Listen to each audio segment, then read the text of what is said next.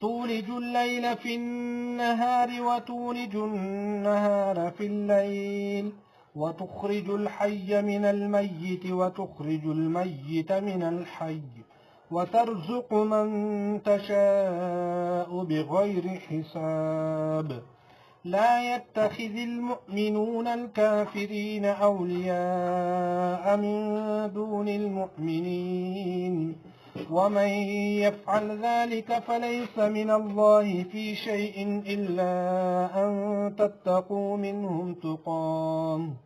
ويحذركم الله نفسه وإلى الله المصير قل إن تخفوا ما في صدوركم أو تبدوه يعلمه الله